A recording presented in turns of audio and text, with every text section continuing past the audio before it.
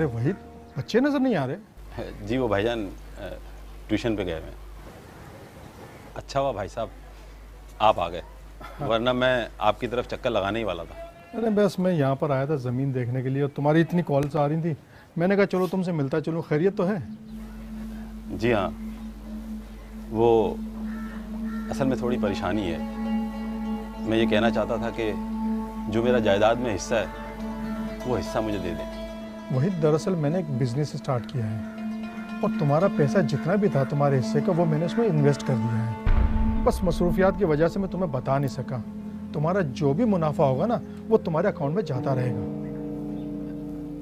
तो वो भाई साहब प्रॉफिट कब तक आएगा? देखो बिजनेस अभी स्टार्ट किया है, तकरीबन 1 साल तो लगेगा एस्टेब्लिश होने में। लेकिन भाई साहब मुझे पैसों की बहुत ज़रूरत है। कितने पैसे चाहिए तुम्हें? ये लो तो ये लो, ये 5,000 से काम चला लो। 5,000 रुपये? ये लो, ये पूरे 10,000 रुपये हो गए। अब इससे ज़्यादा नहीं है मेरे पास, इसी से काम चलाऊंगा।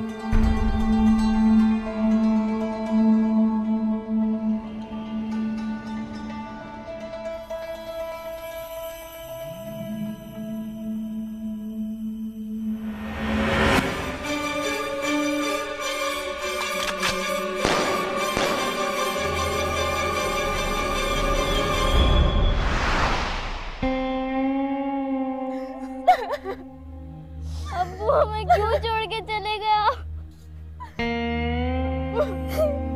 अब्बू अब्बू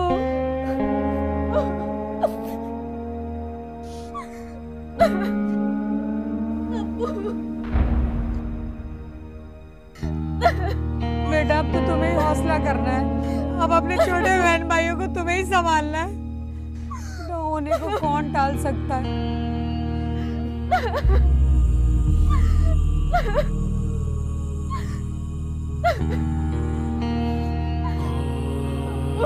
दिनेश बेटा, मेरे बाद फरवा और दानिश का तुम ही ने ख्याल रखना। तुम हिम्मत मत हारना। अब्बू आप ऐसी बातें मत करें, आप तो हमेशा हमारे साथ रहेंगे।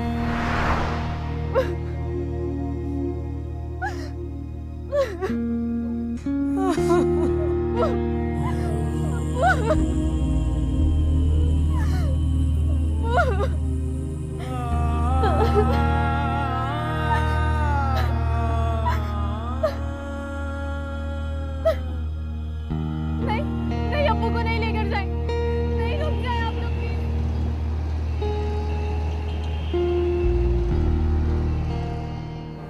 अस्सलाम वालेकुम रियाज भाई।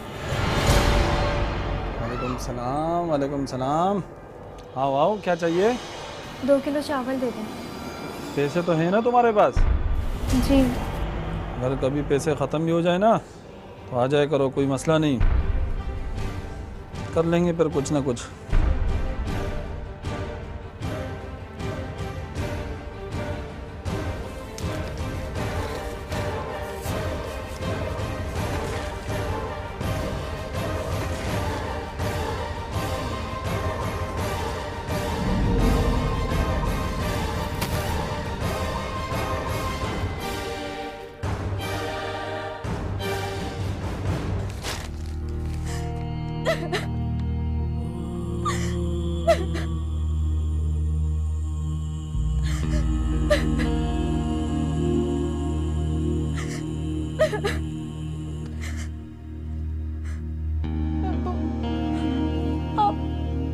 आप हमें छोड़कर क्यों चले गए? मैं आपके बगैर कैसे रहूंगी?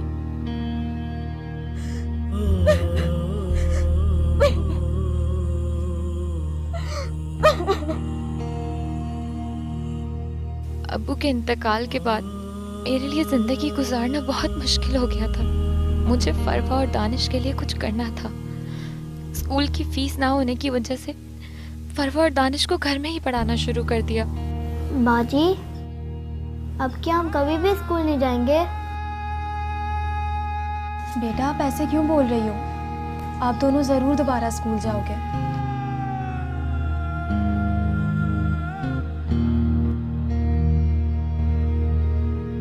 बाजी, अब स्कूल की फीस के पैसे कहाँ से आएंगे? और अब्बू भी नहीं है। बेटा, आप फिक्र मत करो, मैं फ़ीस जमा करवा दूंगी। अच्छा, अब आप दोनों पढ़ाई करो, मैं अभी रोटी बना कर आती हूँ।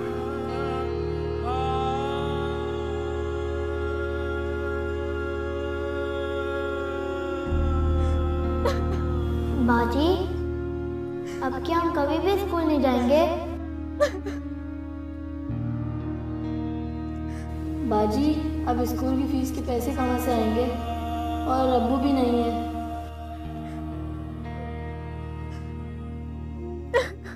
मैं पैसों का इंतजाम कहाँ से करती? मैं सोच भी नहीं सकती थी कि यूं अचानक मुझ पर इतनी बड़ी जिम्मेदारी पड़ जाएगी।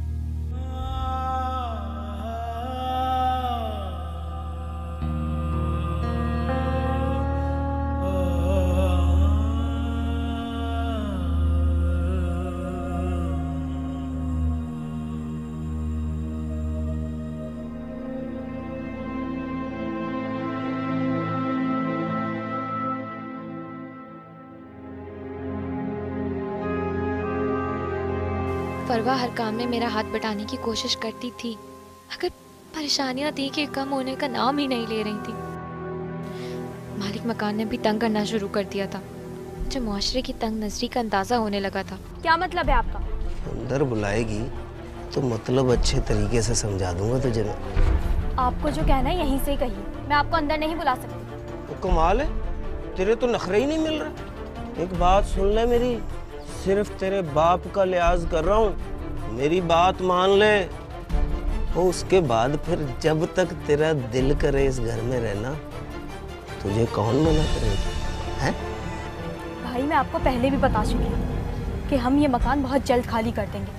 अब आप प्लीज़ 2 हफ्ते बाद ही आइएगा, तब मैं आपका सारा हिसाब क्लियर करके घर खाली कर दूँगी। शुक्रिया।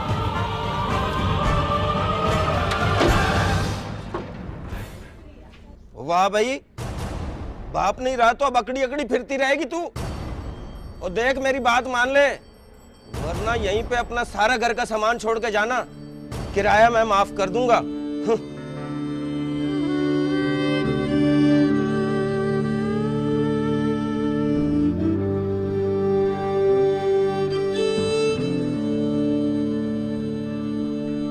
जी, अब होनी को कौन टाल सकता है? इस तकल्लुफ की क्या जरूरत है? ये तकल्लुफ नहीं है, मेहमानदारी है। लीजिए आप लोग। तुम ऐसे क्यों नहीं करती? अपने मामू के गांव क्यों नहीं चली जाती? किस मामू की बात कर रही हैं आप? उनकी बहन कैंसर में तड़प तड़प के मरती रही और उन्होंने एक दफ़ा भी खैरियत नहीं ली। जब उन्हें अपनी बहन का ख्याल नहीं आया तो मुझे उनसे कोई उम्मीद रखनी चाहिए। मेरा ख्याल है तुम लोग कोई छोटा मोटा घर ले लो, क्योंकि ये तुम तीनों बहन भाइयों के लिए तो बहुत महंगा पड़ता होगा। जी, बस अब हम कुछ दिनों में छोड़ देंगे ये मकान। वैसे भी इस मकान का किराया बहुत चढ़ गया है। ताया, जी बेटा।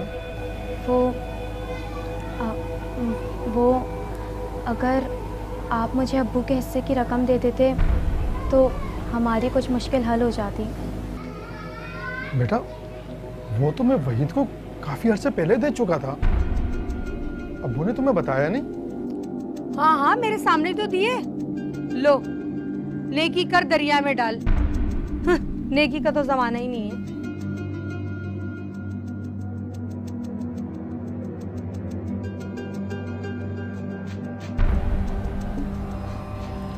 हम चलते हैं।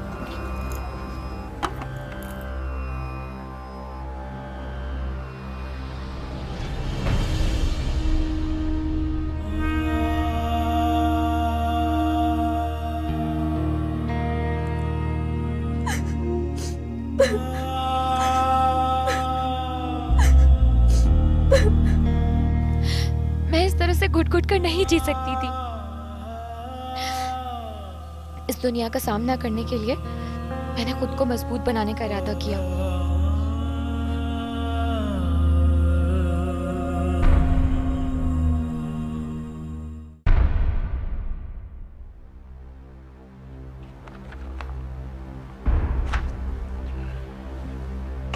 मोहतरमा, इन कागजात में तो सिर्फ आपके बारे में मालूमात दर्ज है। वो इसलिए सर क्योंकि मैंने इससे पहले कभी कोई जॉब नहीं की, लेकिन मैं अपने दोनों छोटे बहन भाइयों को घर पर पढ़ाती हूँ। आपका क्या मतलब है, जो घर में मैनेजर बना फिरता है उसे मैनेजर की जॉब दे दीजिए? सॉरी सर, लेकिन मेरा ये मतलब नहीं था। देखो बीबी, मेरे पास एक वैकेंसी है, लेकिन वो तजुर्बेकार टीचर की है, और तुम तो। लेकिन सर मुझे इस वक्त बहुत ज़्यादा ज़रूरत है, प्लीज़ मुझे जॉब दे दें आप।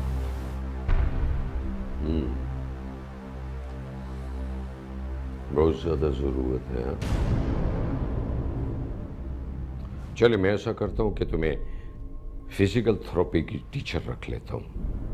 हाँ, लेकिन सैटरडे को भी आना होगा। लेकिन सैटरडे तो ऑफ होता है। हाँ, सैटरडे ऑफ होता है, लेकिन मैं ऑन होता हूँ। सॉरी सर, मैं तो ये भूल ही गई थी कि आप जैसे पढ़े लिखे जाहिल लोग इतने मोतबर शोबे में बैठे, जब तो मुल्क का ये हाल हो रहा है। Shut up! मेरे साथ इस तरह की गुफ्तगू करने की तुम्हारी हिम्मत कैसी? आप जैसे लोगों ने ही हिम्मत दिलाई है सर।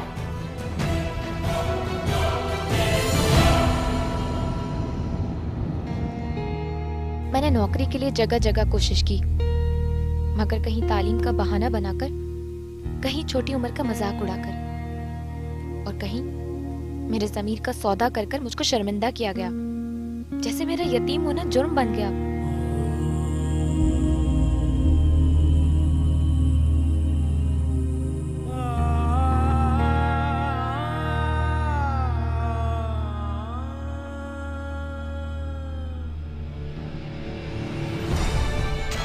और मालिक मकान अपनी महदूद सोच से बाहर ही नहीं निकल रहा था। मेरे नजदीक इज्जत जान से बढ़कर थी। मैंने स्टेट एजेंट के साथ मिलकर दूसरा मकान तलाश करना शुरू कर दिया।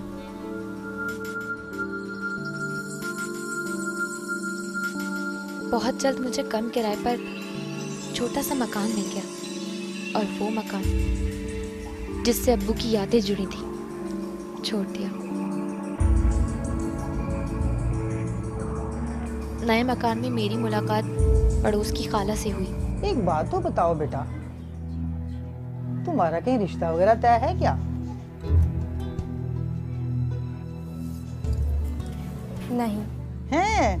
मेरा तो दिल ही खुश कर दिया तुमने। वो दरअसल मेरी नंद का बेटा है ना, बहुत अच्छा है, पढ़ा लिखा है, खाते पीते खानदान से है। मेरे ख्याल से तुमसे अच्छी बहू नहीं मिलेगी उन्हें। नहीं खाला, अब मैं इन सब बातों के बारे में सोच भी नहीं सकती। मुझे दानिश और फरवा को अभी आगे पढ़ाना है। अरे बेटा, ये तो शादी के बाद भी ये काम कर सकती है तुम। मैं उनके लिए कुछ करना चाहती हूँ, उनका मुस्तकबिल बनाना है अभी मुझे। मैं तो इसलिए कह रही थी कि मुझे तुमसे हमदर्दी है बेटा। मैं आपके इस जज्बे की कदर करती हूँ, पर हो सके तो मुझ पे एक एहसान कर दें, मुझे कहीं कोई अच्छी सी नौकरी दिलवा दें बस। मैं झाड़ू पोछा तमाम काम कर लूँगी, पर किसी का एहसान नहीं ले सकती। खाला मुझे किसी बड़े से बंगले पर लेकर गई थी। उन्होंने बताया था कि बंगले की मालकन बहुत अच्छी हैं और मुझे काम भी देंगी। क्या नाम है तुम्हारा? बिनश वहीद। कितना पढ़ा है तुमने? इंटर किया है मैडम। वैसे खाला, आपने इसको सब काम समझा दिया है? जी, मैंने सब कुछ समझा दिया इसको। आप फिक्र मत करिए, आपको शिकायत का मौका नहीं दूंगी। ठीक है। मैडम, वो आपसे एक बात पूछनी थी। हाँ, पूछो। मेरे 2 छोटे बहन भाई हैं, क्या मैं उनको अपने साथ यहाँ पर लेकर आ सकती हूँ? दरअसल घर पे उनका ख्याल रखने वाला कोई नहीं है, इसलिए। तो क्या हमें उनके खाने पीने का भी इंतज़ाम करना पड़ेगा? नहीं, मैं खाना घर से बना कर ले आऊँगी या फिर बाहर से मंगवा दूँगी। चलो ठीक है। देखो, बेगम शमा बड़ी असूल पसंद है, उनके खिलाफ कोई काम मत करना, उनका एक बेटा है। बाद में खाला ने बताया कि उन्होंने मुझे अपनी जगह पर इस बंगले पर काम पर लगवा दिया है। मैंने सोचा 2 महीने के लिए ही सही, काम तो मिल रहा है, मैं दिल लगाकर काम करूंगी। क्या पता मैमूना मैडम मुझे भी काम पर रख लें। मैं फरवा और दानिश को भी अपने साथ बंगले पर लाने लगी।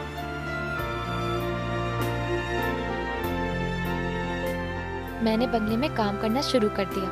मैं उनके घर में पूरी ईमानदारी के साथ काम कर रही थी।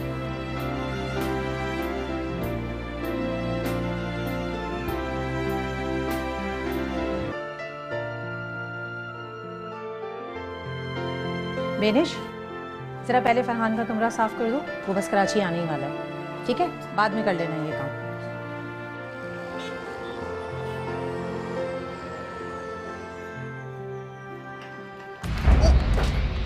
वो सॉरी, मैंने देखा नहीं था, मुझसे गलती हो गई। आपको चोट तो नहीं लगी ना फरहान साहब? चोट तो लगी है, बहुत जोर से। मैं जाती हूँ।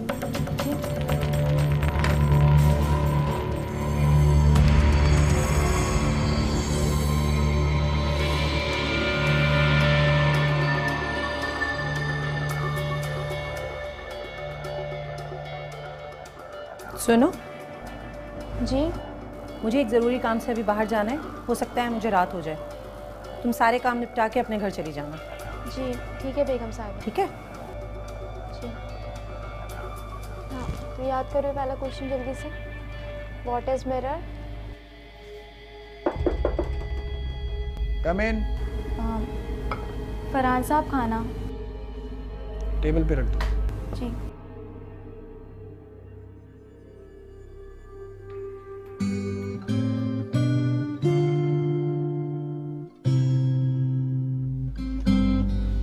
तुम्हें शायरी अच्छी लगती है क्या? नहीं, मैं तो बस ऐसे ही देख रही थी बस। अगर पढ़ना चाहती हो तो किताब अपने साथ ले जा सकती हो। नहीं फरहान साहब, ऐसे ही देख रही थी मैं। ले जाओ, पढ़कर वापस कर देना मुझे।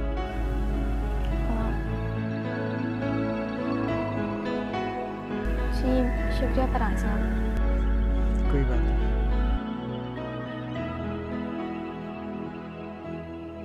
मैडम ने मेरी तनख्वाह 1 माह में ही बढ़ा दी थी। हमारे घर के हालात बेहतर होना शुरू हो गए थे। मैंने फरवा और दानिश का स्कूल में दोबारा से दाखिला करवा दिया था।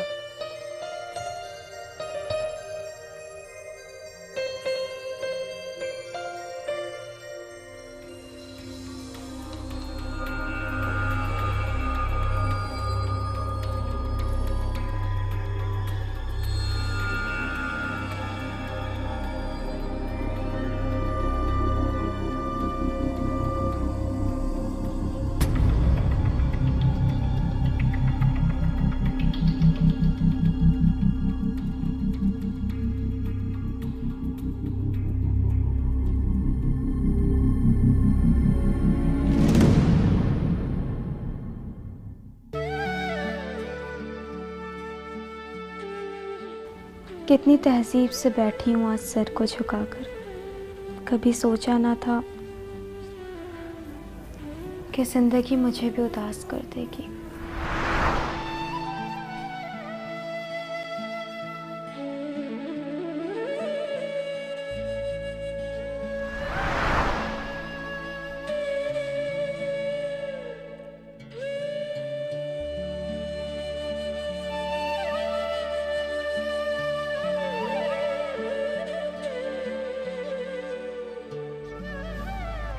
बेनिश, जी? तुम्हें जो मैंने किताब दी थी वो तुमने पढ़ ली? वो मैं आपको कल वापस कर दूंगी। It's okay. ये एक और किताब लाया था तुम्हारे लिए, उम्मीद है तुम्हें पसंद आएगी। शुक्रिया। कोई बात नहीं। मैं खुली हुई एक सच्चाई हूँ, मुझे जानने वाले जानते हैं। फरहान साहब का अखलाक बहुत अच्छा था। वो मुझे हंसाने की कोशिश करते रहते थे।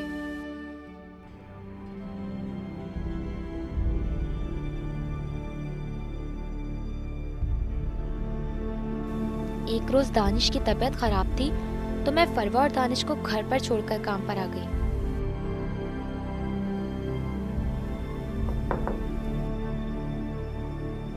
अच्छा, एक सेकंड होल्ड करो।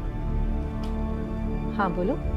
बेगम साहिबा, वो मेरे भाई की तबीयत ठीक नहीं है। मैंने घर का सारा काम कर दिया है। क्या मैं घर जा सकती हूँ? मैंने जो कपड़े तुम्हें दिए थे वो तुमने प्रेस कर लिए? जी, मैंने कर दिए हैं। अच्छा ठीक है, चलो। अच्छा बात सुनो। जी। तुम्हें कुछ पैसे चाहिए? नहीं शुक्रिया। चलो ठीक है। हाँ कुछ नहीं, वो मासी आ गई थी, वो जाने को कह रही थी।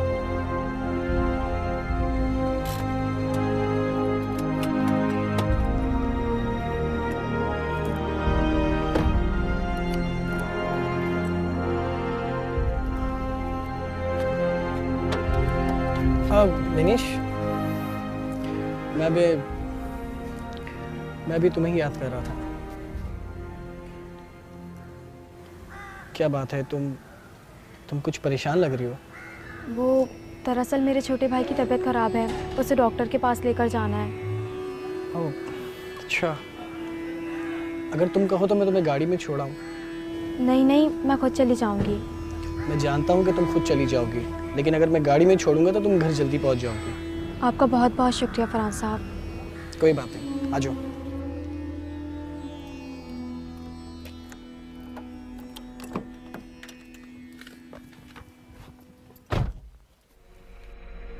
आगे आके बैठ जाओ यार, तुम्हें अगवा नहीं करूंगा।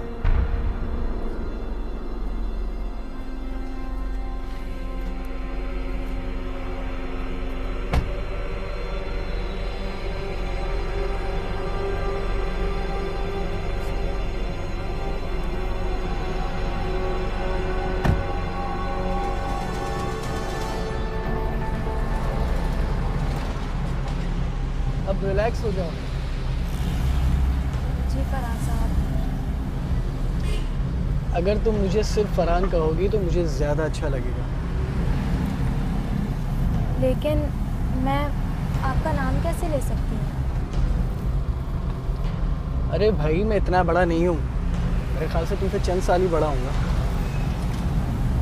लेकिन आप तो मालिक हैं और मैं यार ये बेकार की बातें क्यों करती हो तुम? सब इंसान बराबर होते हैं। क्या पता कल को तुम्हारे पास इतनी दौलत आ जाए कि मैं तुम्हारी नौकरी कर रहा हूँ। अल्लाह ना करे फरहान साहब, आप तो बहुत अच्छे इंसान हैं। अल्लाह आपको और दे। अच्छा, तो ज़रा बताइएगा कि मैं कितना अच्छा हूँ। आप अमेरिका में कितने साल से रहते हैं फरहान साहब? फरहान। जी फरहान।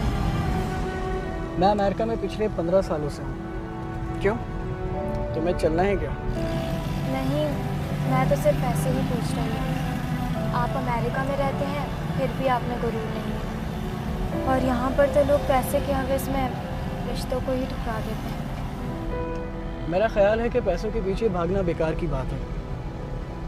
इस दुनिया में रिश्ते से बढ़कर अनमोल दौलत और कोई नहीं हो सकती, क्योंकि अगर ये खो जाए तो दोबारा नहीं मिलता। बस यहीं रोकते हैं, यहाँ से मैं खुद चली जाऊंगी।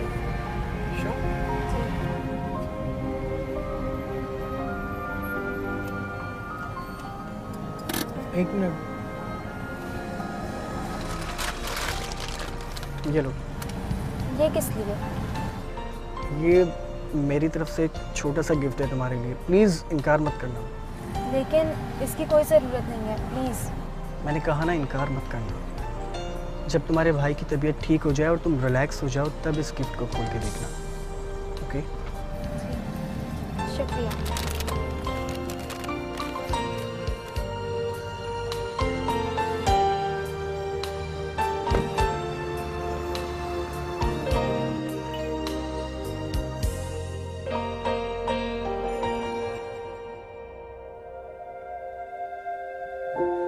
दुनिया में ऐसे भी इंसान होते हैं जिनके नजदीक पैसों से ज्यादा रिश्तों की कदर होती है। मगर मुझे हैरानी हो रही थी कि इतने अमीर घर का लड़का मुझ जैसी मामूली नौकरानी के साथ इतना मुखलिस कैसे हो सकता है।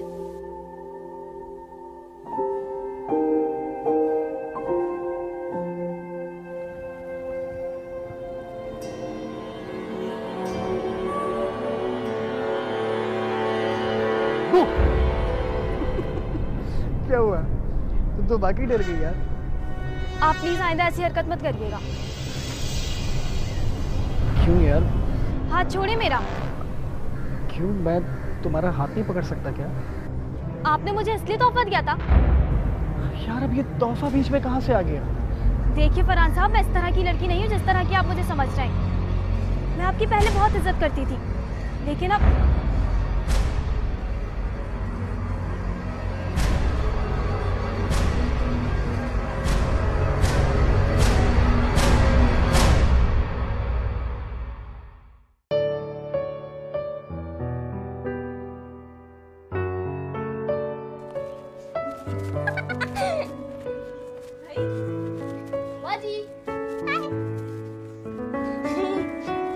मुझे पकड़नी है।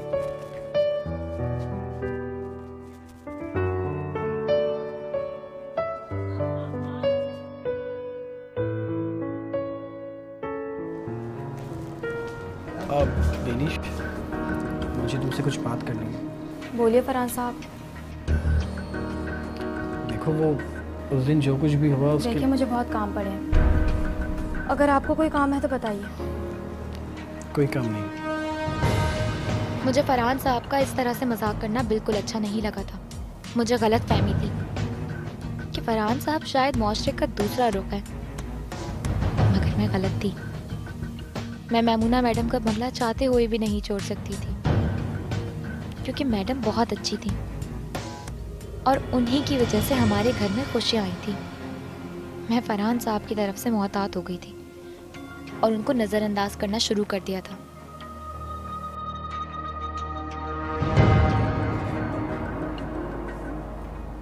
बात सुनो, मैं जरा मार्केट जा रही हूँ, तुम फरहान को खाना देकर और बाकी काम निपटा के घर चली जाना, ठीक है?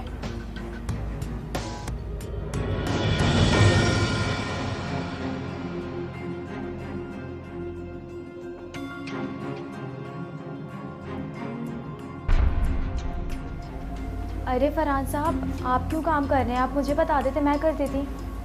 क्या करूँ? तुम मेरी बात ही कहाँ सुन रही हो, इसलिए मैंने सोचा कि अपना काम खुद ही कर लूँ। आप मुझे शर्मिंदा क्यों कर रहे हैं फरहान साहब? बेनिश, मुझे अपनी गलती का एहसास है, लेकिन मैं बुरा इंसान नहीं हूँ। ये लो, तुम्हारे लिए बनाया है। अगर तुम ये जूस पी लोगी तो मैं समझूंगा कि तुमने मुझे माफ़ कर दिया है। प्लीज़।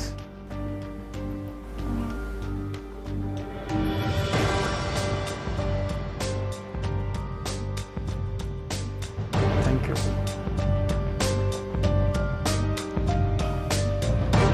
अच्छा, वो मेरा कमरा ज़रा ठीक से साफ़ कर देना, मेरे कुछ फ्रेंड्स आने वाले हैं, जब तक मैं लॉन्च में वेट कर रहा हूँ। जी ठीक है फरहान साहब। Thank you. फरहान साहब को मैंने माफ़ ज़रूर कर दिया था, मगर उनकी हरकत को जहन से नहीं निकाला था।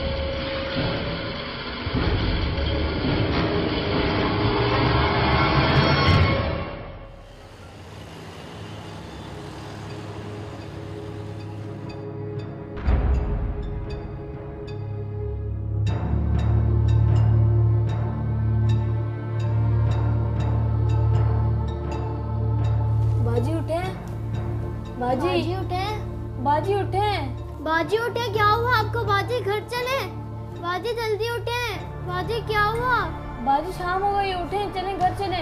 बाजी उठे, बाजी उठे, बाजी उठे।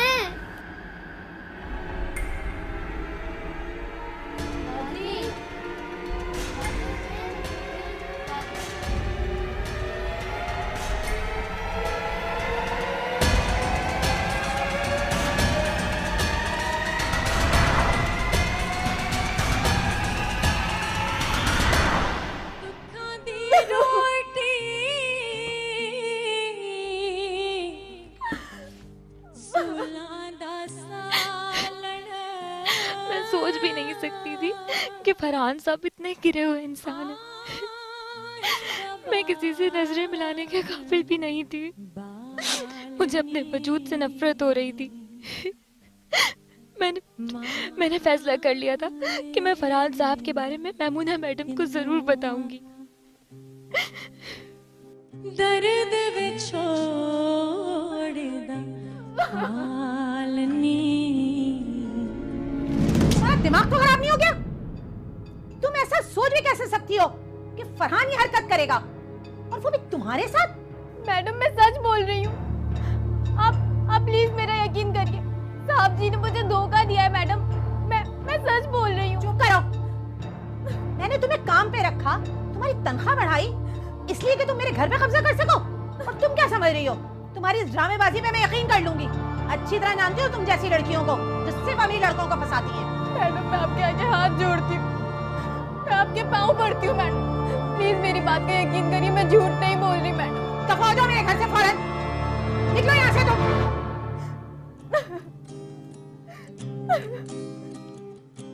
दुखा दी रोटी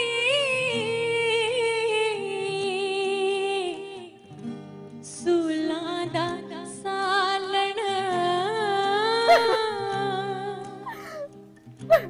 दुखा दी रोटी सूला दा सालन, आहे दा बालन बालनी मायनी में किन्नू आखा दर्द में छोड़ दा हालनी मायनी में किन्नू आखा। मेरी जिंदगी इतने भयानक दौराहे पर पहुंच जाएगी मैंने कभी सोचा भी नहीं था। फरहान साहब मेरी इज्जत को रौंद कर अमेरिका चले गए थे। जंगल बेले फेरा ढूंढे दी। मैं खाला के पास वापस गई तो मालूम हुआ कि वो अपने किसी रिश्तेदार की शादी में हैदराबाद गई हुई है। घर में फाके होने लगे, परवा और दानिश बीमार रहने लगे। मेरी समझ में नहीं आ रहा था कि क्या करूं। मैं बस अल्लाह वास्ते जिंदगी गुजारने पर मजबूर हूँ और ये सोच रही हूँ कि अब और कितनी मुश्किलें मेरी जिंदगी का मुकद्दर बनेंगी। दुखा